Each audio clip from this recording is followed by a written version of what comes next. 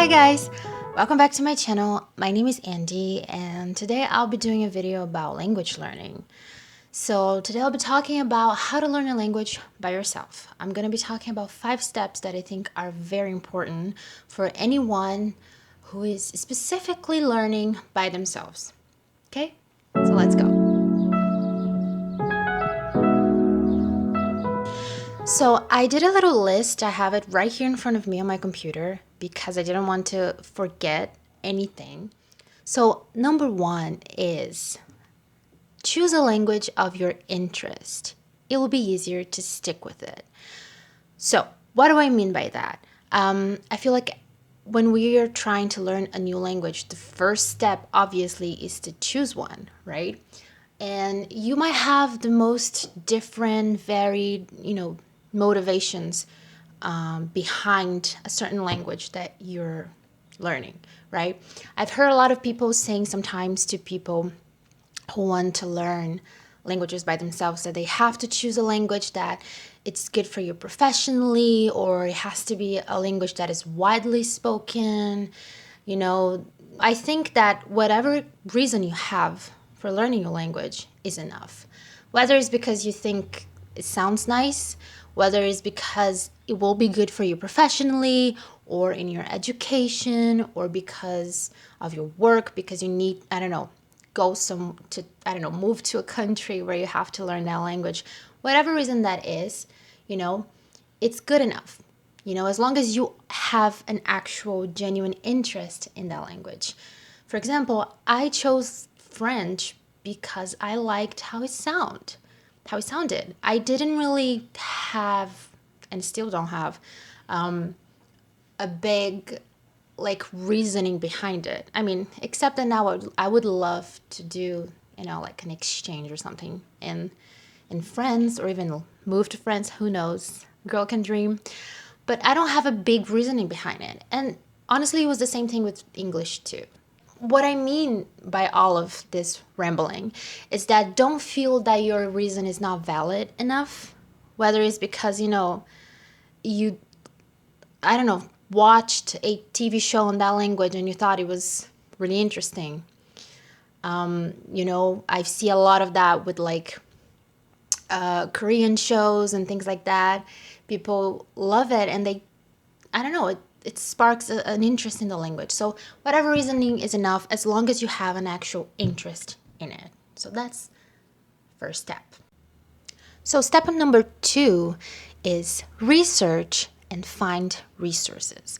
So for us who are learning languages by ourselves, we're not attending, not saying that you can't, but usually, you're not attending a course, you don't have like a teacher or professor. That noise, great. Usually you don't have like a teacher or professor giving you a textbook or any sort of resources, right? So you have to go and find them. And the quickest way to do that is through a quick search on Google and YouTube. I highly recommend you to use YouTube as well because you can find anything there. But also there's a lot of channels of people that are in the same journey, or, teachers or professors that are willing to help you. So that's gonna help you, when you find those resources and you have like a list. It doesn't have to be a lot of things. Actually, I advise you not to go and find like 20 websites and 20 apps, and 20 different channels of different people. Try to hone in those ones that you're actually interested in, that you actually, that you vibed with. I don't know if that's the right expression for it. But all of this, it will gain you time to know what you can and what you want to use in your learning journey, okay? And that's going to help you in the process. So try to find things, and again, that might, take a little while until you find those resources that you want, that you like, that you're interested in it. But that's okay. Okay, it's a process. So number 3, build a chronogram. I know a lot of people out there, I was one of those people, are a bit afraid of the whole chronogram building things, because on the internet, like Pinterest, YouTube, Instagram, all those places, there's a lot of this, but the way that people do it, at least that's my impression that I had at first, it was a bit like scary because it was a lot, you know? So when I say build a chronogram, I mean just organize some sort of schedule. It doesn't have to be that like school type thing that you have exactly 1 hour to do one thing or 30 minutes to do another thing. You know, you can start just by choosing a day or two or three in your week. You know, it's going to depend on your schedule, on the time that you have to do all of this, of course. But I think this really helps you with organization. It also helps to keep some sort of track of what you're studying, what sort of resources you're using, which ones are working or not for you, you know? So it's really about organization. Again, it doesn't have to be a big, detail, aesthetically pleasing, you know, chronogram. If you like doing that, you know, if you want to try it, of course, try it as well. But you know, just doesn't have to be that. It's just to prevent you from getting lost in this learning process because it can be a lot, you know, especially when we are doing by ourselves. So that's my third advice. Okay, so number 4. This one is one of the most, I think, one of the most important ones in here. All of them are important, of course. This one I use a lot and I think it really works. And that is associate learning with entertainment. Okay, so what do I mean by that? The most common one is through music. So my advice is for you to make a playlist. It can be in whatever platform you use, on YouTube, whatever it is. Doesn't have to be, again, a 2 hour long playlist. It can be just like 5 songs. Make a playlist, learn a song or two, you know, do that exercise. When you find like an artist that you really like, you can also go and start following them on their social media, for example. I do that all the time, and it's a fun way to keep in touch with the language because usually, you know, those artists will be speaking in their native language, and that's going to help you a lot. And it's, you know, it's connected to something that you like, so it doesn't feel like homework, you know, it doesn't feel boring. This one might take some time until you find like what artists you like, you know, who you'll actually like, and that is totally okay. Again, it's a process. Don't try to force it too much or it would start to feel like homework. I kind of did that a little bit when I started with French. I went in and tried to find songs that I like, and the ones that I would find, the genre of music wasn't really my thing, and I started to kind of try to force it, and it didn't really work. So, you know, be patient. But I think through music, it's a very, very good way to learn.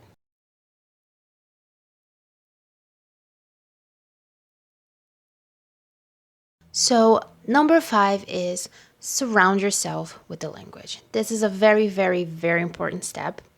When we are learning a language, we need to create ways to keep in touch with the language daily.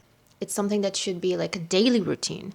There's many different ways that you can do that, through music, like I just said in the last step, through TV shows, you know, watching movies, reading. You can read like the news.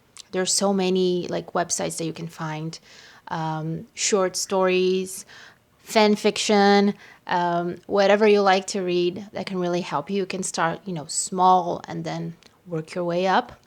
And that is a very important step because when we are learning a language that is not our own, especially when we're not in touch with the like in person, like you don't have someone in your family that speaks that language, or is a language that is not spoken in your household or in your country, whatever it is, it's really important to create ways to be in touch with this language. Otherwise, we forget about it. We forget, you know, what we're learning until we get to that point where we internalize it. So that is a very important step to keep in mind.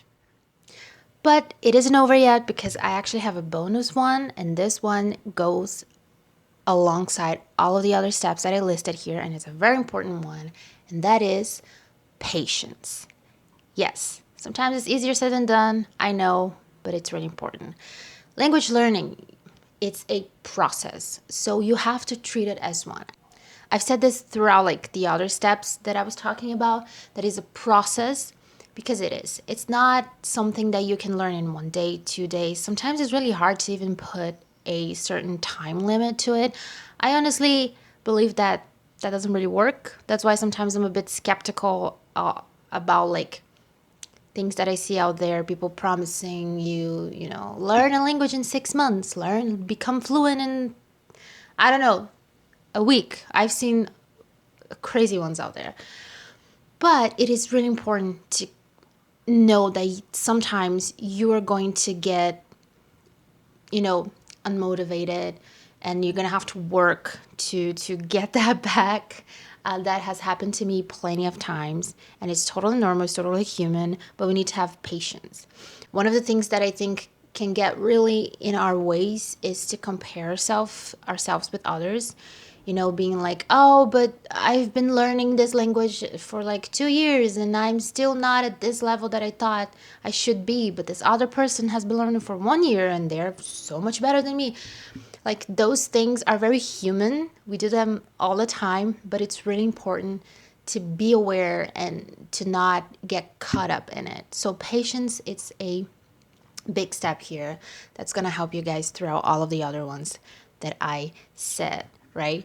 Remember that your process is yours and yours alone, okay? You are going to learn in a different way that I learn, okay? That's just how it works. So don't be too hard on yourself and have patience. And who knows, maybe these steps that I gave you guys here might help someone.